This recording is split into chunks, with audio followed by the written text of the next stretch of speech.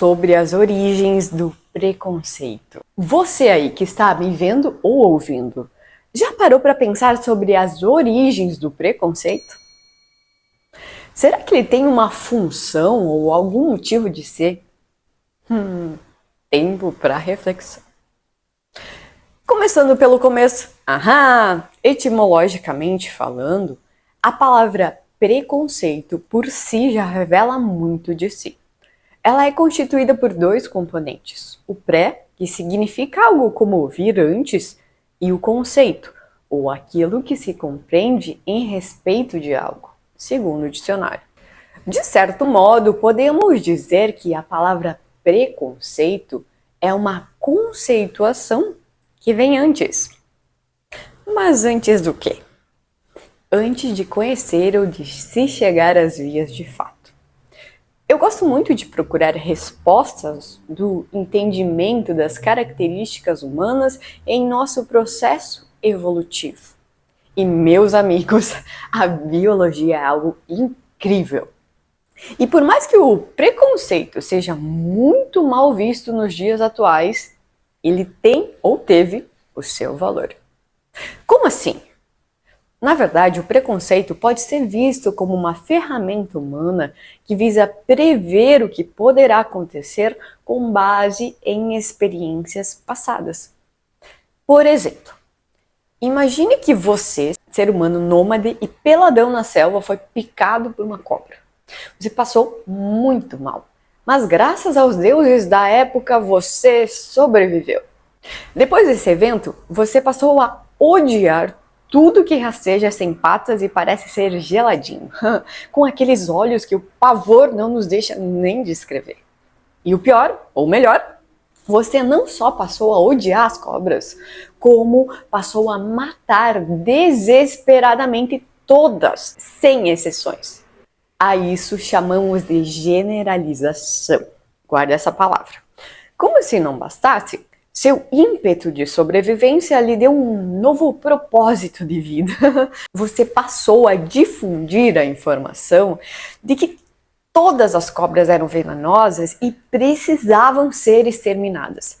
Os seus filhos nunca foram picados por uma cobra, mas eles mesmos já mataram várias e fizeram questão de repassar o costume para as futuras gerações. O preconceito reside justamente entre a sua experiência ou memória passada e como ela influencia o seu modo de agir e de pensar.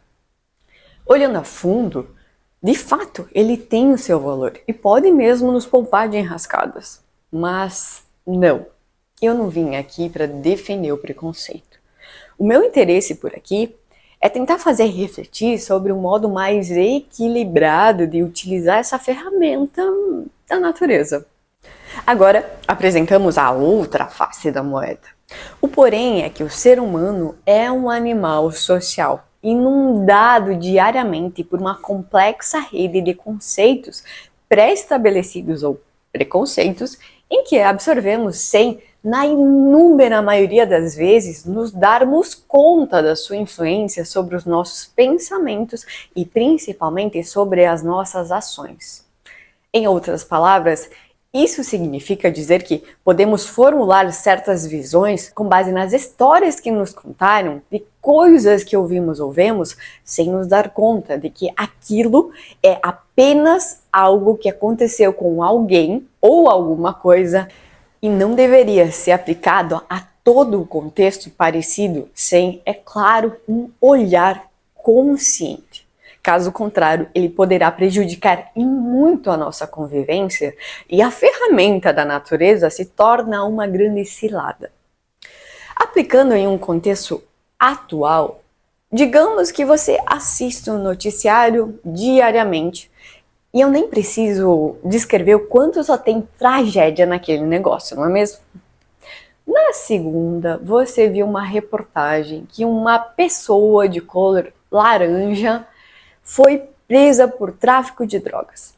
Na quinta, você viu outra reportagem que outra pessoa de cor laranja foi presa por homicídio ou qualquer outra coisa e assim sucessivamente. O que o seu cérebro deverá fazer? Primeiramente, ele vai identificar uma espécie de padrão. ou um conjunto de ações que se repete com frequência. E isso pode acontecer de modo inconsciente.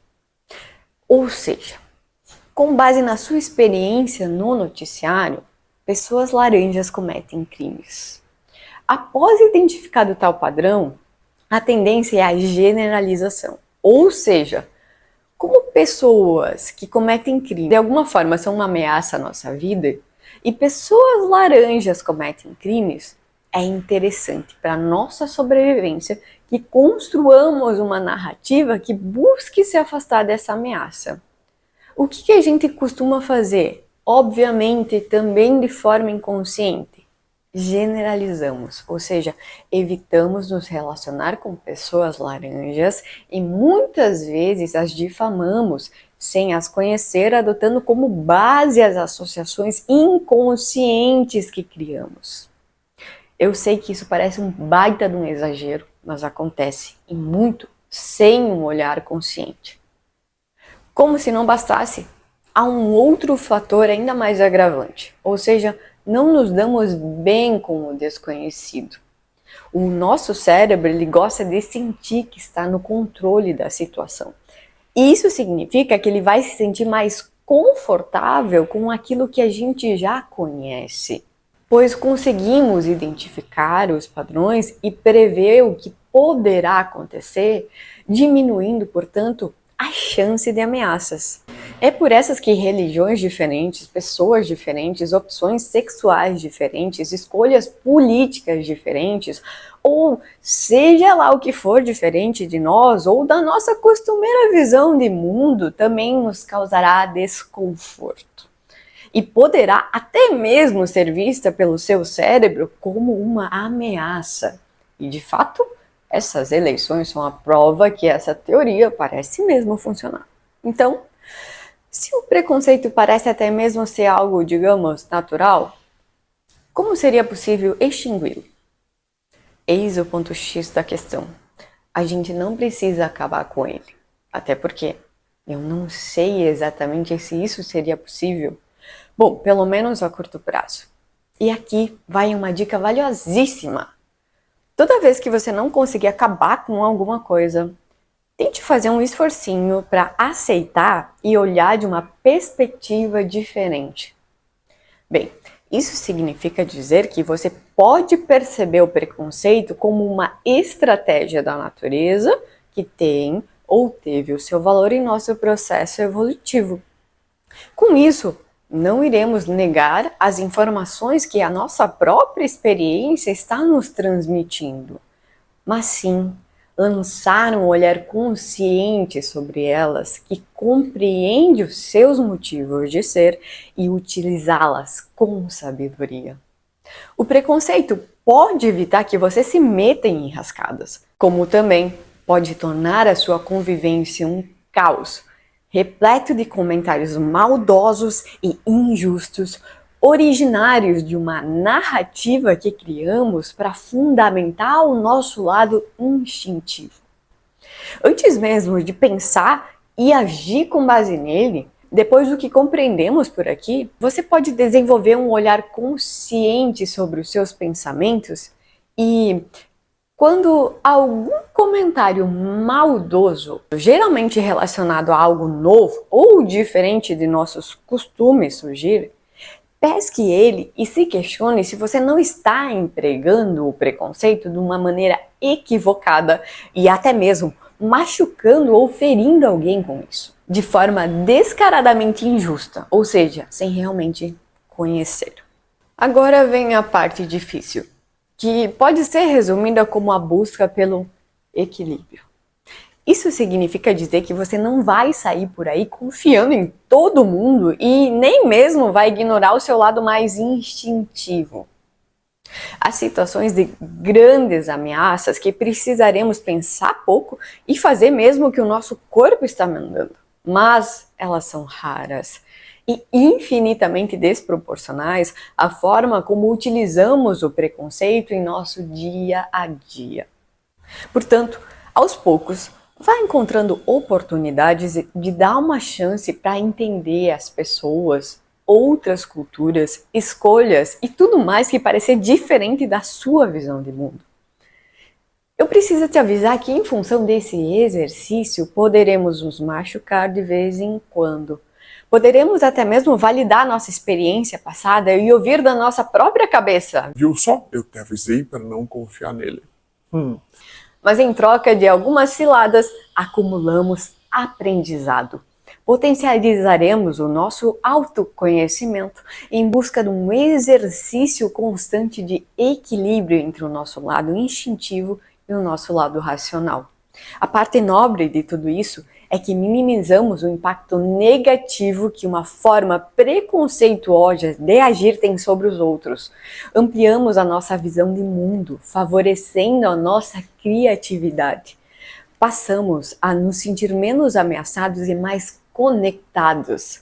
Novas amizades irão surgir, além do verdadeiro respeito. Se isso não for o suficiente, já temos estudos comprovando que um grupo diversificado, diferente, composto por gêneros diferentes, inclusive de etnias diferentes, possui mais efetividade no gerenciamento dos problemas e na criação de soluções e até mesmo produtos inovadores. Sabe por quê? Porque o diferente nos faz olhar para além do nosso umbigo, além da nossa visão limitada de mundo, e com isso conseguimos atingir fatias do mercado que não atingiríamos se o nosso grupo fosse composto de pessoas que agem e pensam de modo muito semelhantes. A filósofa Martha Nussbaum, em seu livro Educação Sem Fins Lucrativos, aborda muito bem a questão do diferente e orienta que exercitamos a nossa consciência, além da coragem, a fim de que tenhamos abertura suficiente para conhecer o diferente e se familiarizar com ele como uma das principais estratégias para superar o preconceito nocivo. Ela ainda sugere o teatro como uma das principais ferramentas, justamente pois ao assumir um papel e se colocar no lugar de determinada pessoa, passamos a olhar o outro com menos julgamento e mais compreensão e acolhimento. Bem, estamos chegando ao final de mais um texto reflexivo.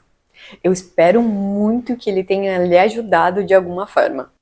Muito obrigada por passar esse tempo comigo. Um abraço apertado e até a próxima!